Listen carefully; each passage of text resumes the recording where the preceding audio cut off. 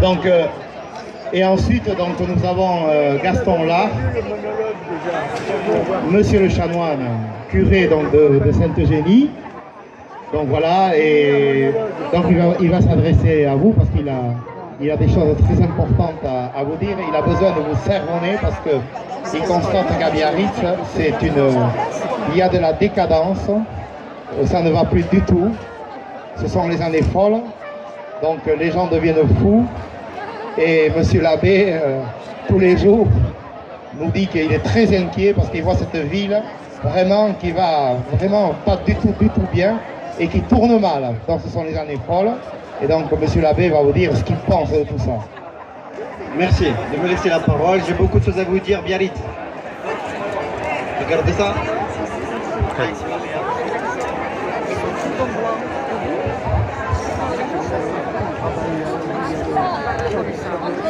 Oui.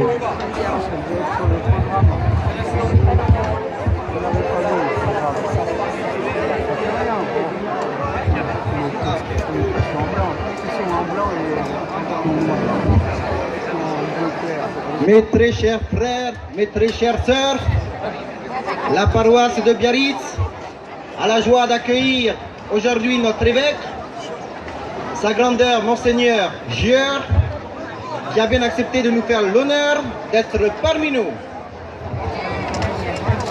Je remercie de tout cœur Monsieur le chanoine Gaston Lard, curé de Sainte-Eugénie, pour son invitation à laquelle j'ai tenu à répondre favorablement.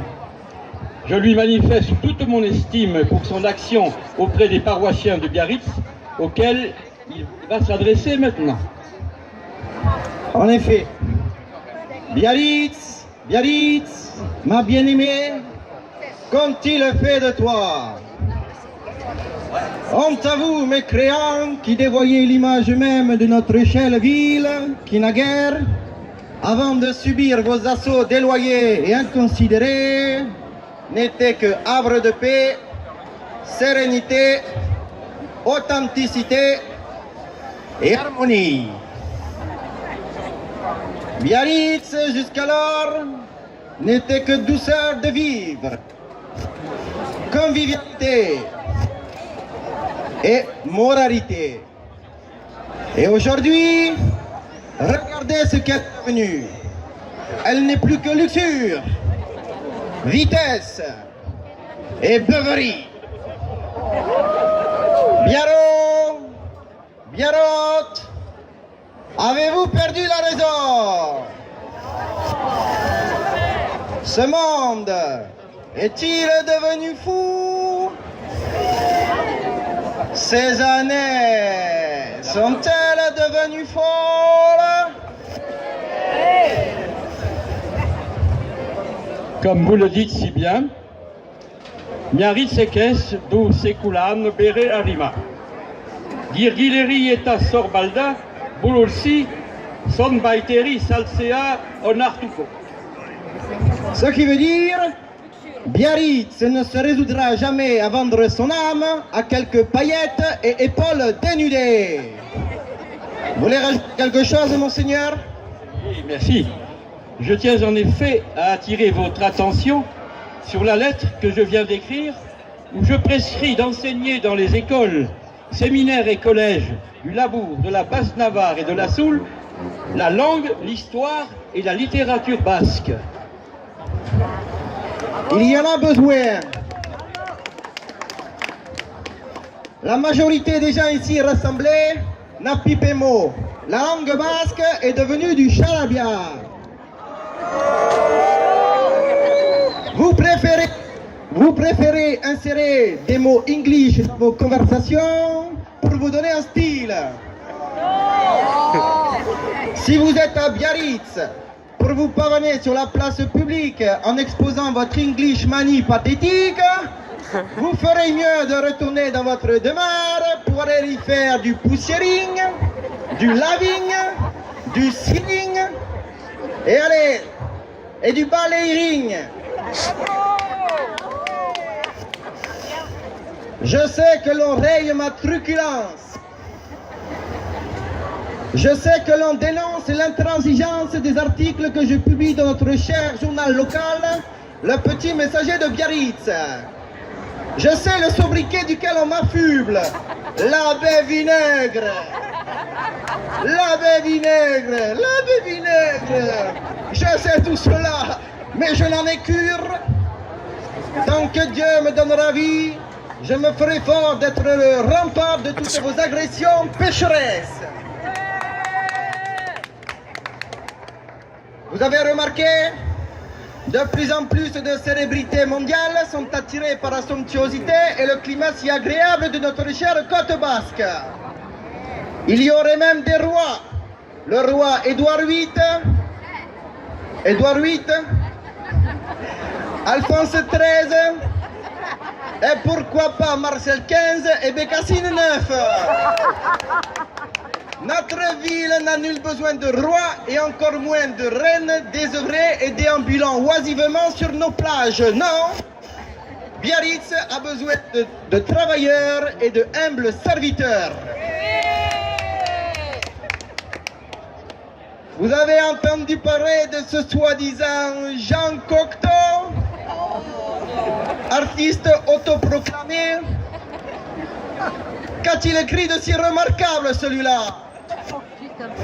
On m'a évoqué également une demoiselle Chanel qui, dit-on sans rire, se fait appeler Coco. Coco, de ma mémoire d'homme, je n'ai jamais entendu surnom si ridicule, Coco Chanel. Demoiselle certainement acariâtre qui est apparue pour nous pervertir l'esprit avec ses soi-disant tenues vestimentaires qui auraient plus d'efficacité sur le dos des épouvantails que nos vignerons basques utilisent pour éloigner les merles de leur cépage. Exactement. On me dit que ce personnage serait actuellement très en vogue. Mais croyez-moi, la mode disparaît aussi vite qu'elle n'apparaît. Et cette mademoiselle Coco Chanel sera tombée dans l'oubli avant Noël prochain. Les robes sont trop basses d'en haut et trop basses et trop hautes d'en bas. Le bénitier de Pierre à l'entrée de notre église Sainte-Eugénie est aussi mon confident. Il prétend que ce sont précisément les plus laides qui sont le plus décolletés. Il prétend également avoir croisé des toutous. Vous savez ce que c'est les toutous? Toutou, youtou? Non. Ça c'est la musique qui va arriver. Les toutous, c'est des sortes de petits caniches qui accompagnent ces élégances douteuses. Élégance douteuse dans le rouge à lèvres ressemble plus au gros numéro rouge qu'il y a sur la porte de certaines maisons closes. Biarrot, avez-vous perdu la raison? Ce monde est-il devenu fou? Ces années sont-elles devenues folles? Sainte-Eugénie, autrefois chapelle, et aujourd'hui église, grâce aux fruits de nos kermesses, de nos loteries, de nos ventes de charité, mais aussi grâce à de généreux donateurs. Aujourd'hui, l'humain ne fait des constructions consacrées qu'uniquement au plaisir de la chair et à l'oisiveté, comme ce machin là-bas que vous appelez le Miramar. Ah, le Miramar!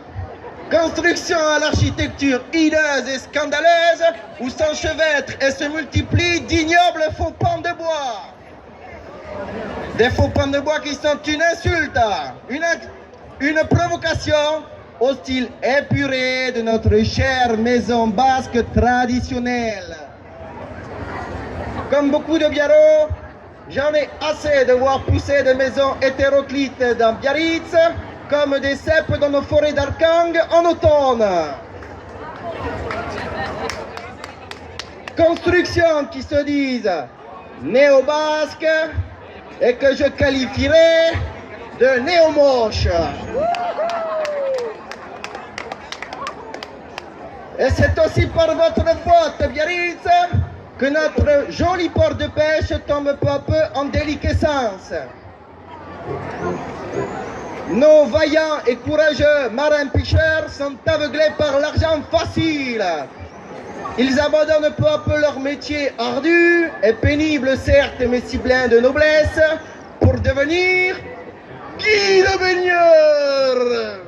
Guides baigneurs dans ces structures outrancières des bains de Biarritz qui ressemblent plus à des décrassoirs pour Bayonnais et autres étrangers. Oui. Certains me reprocheront de dire que les Bayonnais sont des étrangers. Pour d'autres, nous serions amis. Baliverne, nous serions amis le jour où nous deux vaillants clubs de rugby formeront une seule équipe. Et croyez-moi, nous sommes en 1924 et ce n'est pas prêt d'arriver. Du moins pas avant les 80 prochaines années. Bon, pour en revenir à nos marins pêcheurs qui délaissent peu à peu leur métier pour devenir guides baigneurs, laissez-moi leur dire ici ma totale désapprobation. Je sais qu'il est bien plus aisé de servir vos caprices plutôt qu'affronter ceux de l'océan, mais enfin, j'en doute. Mais bon, guide baigneur, vous connaissez le vieil adage qui dit qu'il n'y a pas de sot métier. Plaisanterie, il en existe un et c'est guide baigneur. Laissez-moi m'adresser à mes amis marins pêcheurs dans notre langue natale qui est le basque. Et pour ça, je vais laisser la parole à Monseigneur Gier en reconnaissance de sa cause, de son engagement pour la cause basque. Bravo, monsieur le chanoine.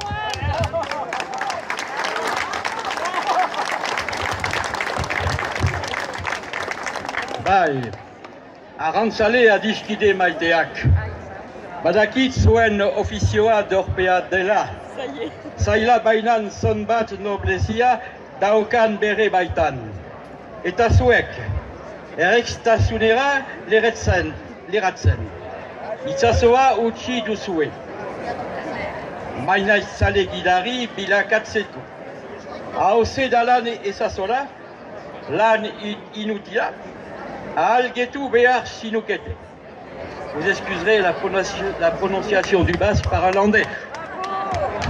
Merci, Monseigneur Gier.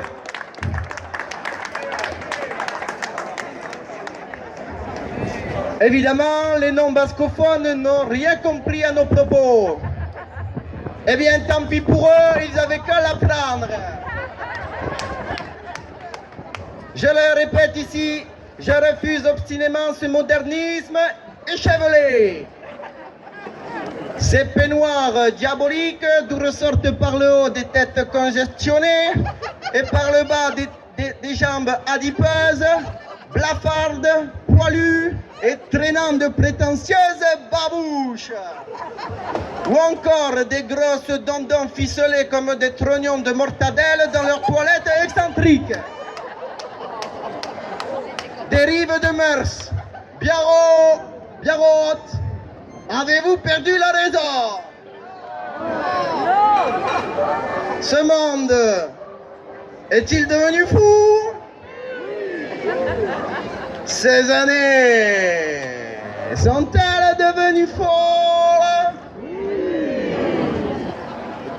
On danse le Charleston, le tango, la rumba, et je ne sais quelle autre danse païenne où le corps tout entier est pris de convulsions incontrôlables.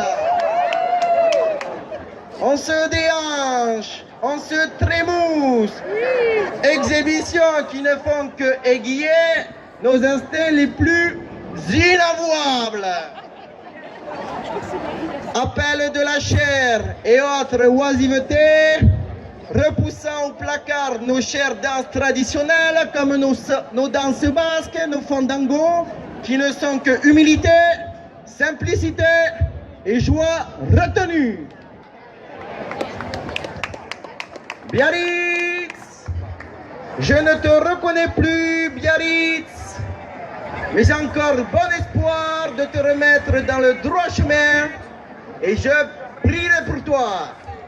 Biarritze, maite zaitut eta oto eginen dut zuretzat. Amen.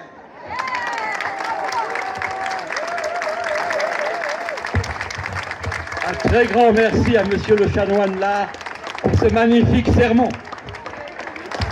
Merci, monseigneur.